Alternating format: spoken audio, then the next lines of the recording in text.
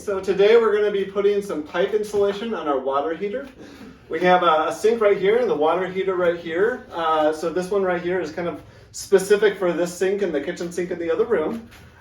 Typically you're going to have either 1/2-inch pipes or 3/4-inch pipes on a water heater. So I have two different sizes here, my 1/2-inch and my 3/4. This one in particular happens to be 3/4, so I don't need this 1/2-inch. And then we're going to go right in here. Typical tools that you might use, either a scissors or a knife to cut the pipe wrap, very easy to cut. And then a tape measure if you want to measure it. I also find it just as convenient to kind of put it into place and cut it to size. So we're going to go do that right now.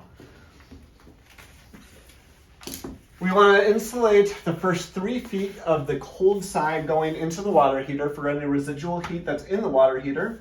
And then as much of the hot water as we can, the hot water pipes. So all I'm going to do is I'm going to kind of put it into place. This stuff is flexible just like the pipe, so we can put it right into place like this. Put my finger right where I'm going to cut it. Cut it to size.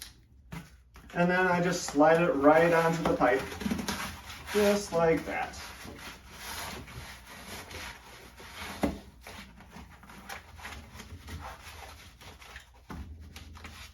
Again, I'm going to try to insulate as much of the hot side as I can, as well as the first 3 feet on the cold water side.